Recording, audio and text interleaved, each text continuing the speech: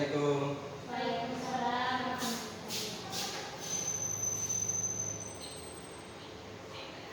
Baik, kembali lagi dengan Bapak Presiden Al-Fatah dengan mata pelajaran biologi. Nah, sebelum kita mulai pembelajaran kita pada hari ini, mungkin sebelumnya bisa ditengok meja dan sampah-sampah yang mungkin dapat menghalangi proses pembelajaran kita pada siang hari ini. Sudah bersih, Pak. Sudah ya? Sudah, Pak. Oke. Baik, sebelum kita mulai, alangkah baiknya kita awali dengan doa. Mungkin untuk kursi Bu Sandra bisa dipimpin doanya.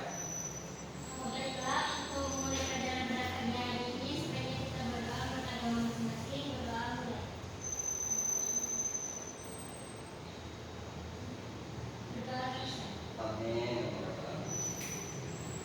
Nah, materi pembelajaran kita pada siang hari ini yaitu pelantai. Nah, dengan mendengar nama pelantai itu apa yang Anda ingat juga? Ya, Lantai silakan. itu bahasa artinya dari tumbuhan, Pak. Ya, benar. Natalia, pelantai itu tumbuhan benar. Jadi pelantai itu merupakan kingdom dari pelantai yang artinya juga sebagai tumbuhan. Benar. Seperti gambar yang di depan. Nah, kingdom pelantai ini atau tumbuhan yang biasanya hidup dengan cara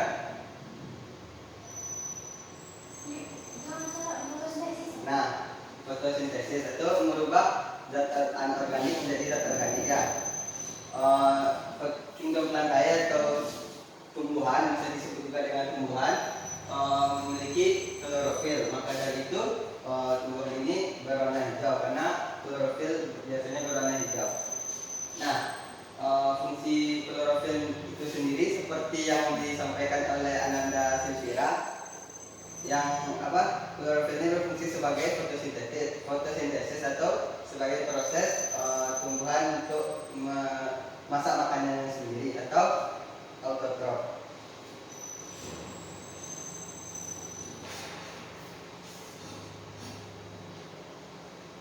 Nah, Bapak ingin bertanya, seperti yang sudah kita pelajari itu tumbuhan atau kingdom pelantai ini memiliki ciri-ciri sebagai Jadi warna hijau. ya. Ayo apa? Jangan nengok ke Bapak ya. Apa ya? Jadi Apa? eukariotik. Nah. Autotrof karena dia itu memasak makan sendiri. Bergerak secara pasif, Pak. Nah, ciri-ciri tumbuhan itu sendiri eukariotik multiseluler, autotrof, memiliki klorofil dan bergerak secara pasif. Karena tumbuhan nggak mungkin bergerak aktif seperti kingdom animalia maupun seperti kita ya. Jadi gerak tumbuhan itu hanya bergerak secara pasif karena cuma mengikuti arah rangsangan atau arah dari matahari. Nah, tumbuhan atau kingdom pelantai itu sendiri ada klasifikasinya, yaitu Pteridophyta, Bryophyta dan Spermatophyta. Atau Pteridophyta itu sendiri yaitu tumbuhan paku, Bryophyta itu tumbuhan lumut, sedangkan Spermatophyta itu tumbuhan terbiji. Nah, pada kesempatan kali ini kita hanya membahas tentang Bryophyta atau tumbuhan lumut. Nah, Bryophyta atau tumbuhan lumut. Mungkin Anda sekalian pernah lihat lumut ya? Pernah kan? Nah, lumut adalah divisi tumbuhan hidup di darat, tidak berpembuluh, biasanya berukuran kecil, tapi masih bisa kita lihat dengan mata telanjang ya. Memang ukurannya yang mikroskopik dan menempel pada substratnya.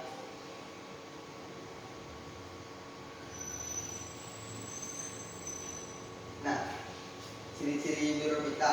Bryophyta ini biasa banyak serta berbentuk tipis, melekat pada substrat dengan ukuran 1-2 cm. Ya, seperti gambar yang tertera di depan. Ini lumut yang menempel pada batang pohonnya. Lumut juga bersifat autotrof karena kenapa lu sih?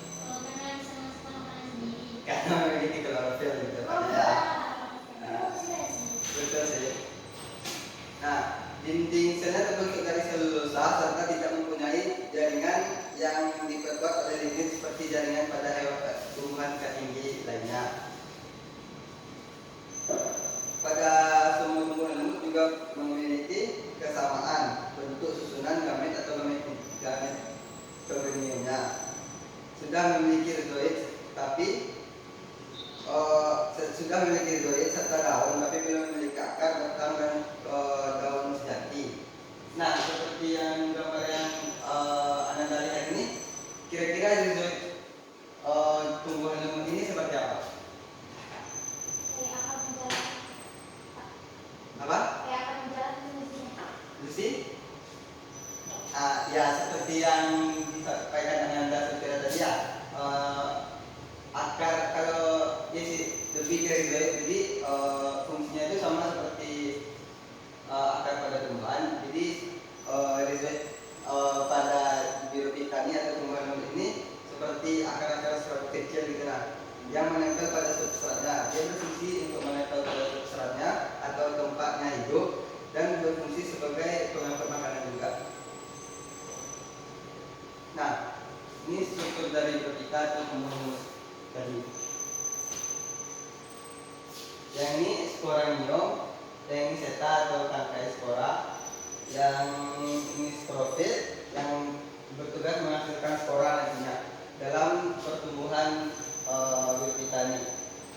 Yang kedua, yang bagian dari sini sampai ke apa nih? Itu kulitnya itu gametofit.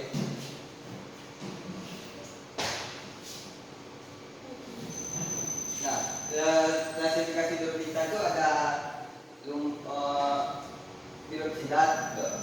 Biropsida sama lumut berbentuk hati dan lumut berbentuk tanduk. Nah, yang pertama itu Biropsida atau lumut daun yang sejenis yang dapat kita jumpai di daerah-daerah yang lembab gitu. Lumut daun lebih mudah dikenali karena sering kita jumpai di daerah-daerah terbuka.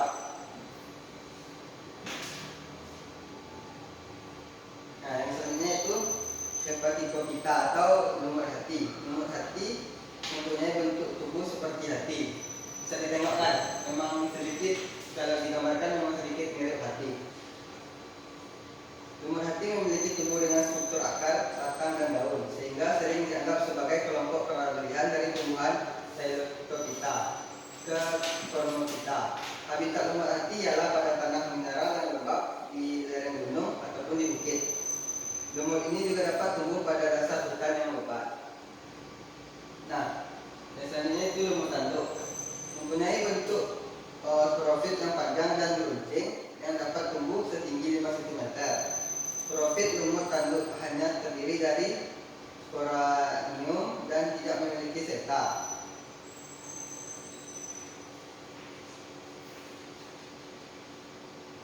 Selanjutnya peranan Birophyta.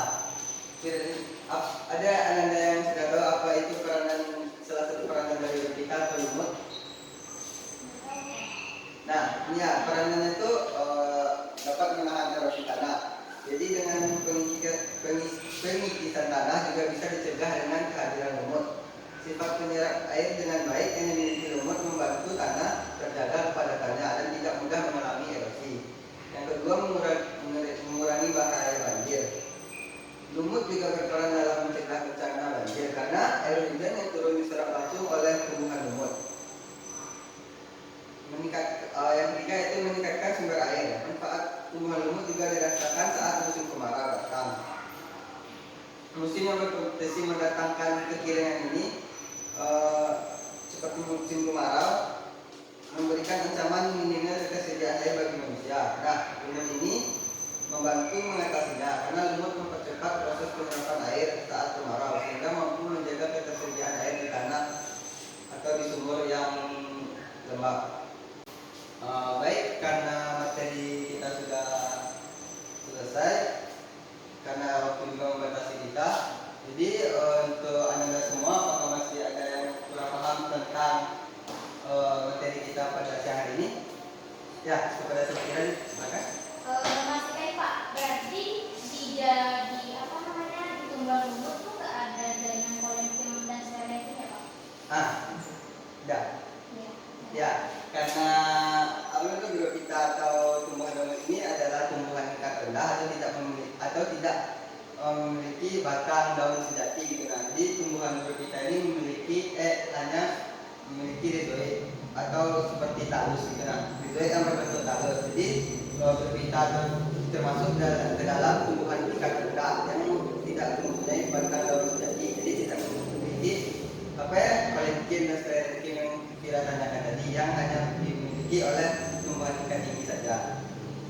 Nah, paham? Paham. Baik, masih ada yang kurang paham? Sudah Pak. Sudah ya? Nah, sekian materi kita pada siang hari ini. Mungkin Anda ada yang ingin menyimpulkan? Artinya Pak. Nah, kepada saudari Lucy dipersilakan. Ya, kepada Anda. Baiklah, di sini saya akan menyimpulkan materi yang Bapak ajarkan. Kita mempelajari tentang lantai itu, tentang tumbuhan, di mana kingdom ini merupakan kingdom lantai tumbuhan yang tumbuhan ini merupakan Pak, saya simpulkan Pak. Ya, silakan silakan. Jadi kalau yang saya simpulkan pelajaran kali ini, pelantai itu salah satu kingdom ya, karena kita kan ada beberapa kingdom, contohnya kayak kingdom Animalia, kingdom Monera, Batista, dan ini adalah salah satunya yaitu kingdom Plantae. Jadi kingdom Plantae ini biasa juga kita sebut dengan tumbuhan. Nah, di kingdom Plantae ini dia terbagi menjadi 3. Ada tumbuhan kaku atau Pteridophyta, ada tumbuhan lumut atau Bryophyta, dan ada tumbuhan berbiji yaitu Spermophyta. Ya. Kalau dari Kira itu ada. Ya, terima kasih kesimpulannya Kira. Lucy masih ada? Tidak Pak. Nah, sedikit dari Bapak ya, benar yang dibilang oleh Kira tadi, kingdom Plantae atau tumbuhan merupakan salah satu dari 5 kingdom ya.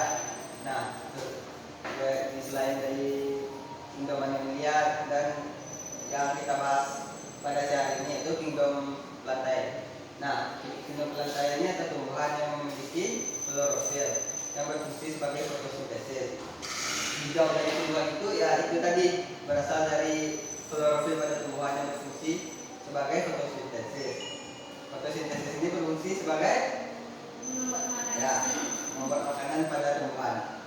Nah, mungkin sekian materi kita pada siang hari ini. Banyak salah Bapak, mohon maaf Bapak.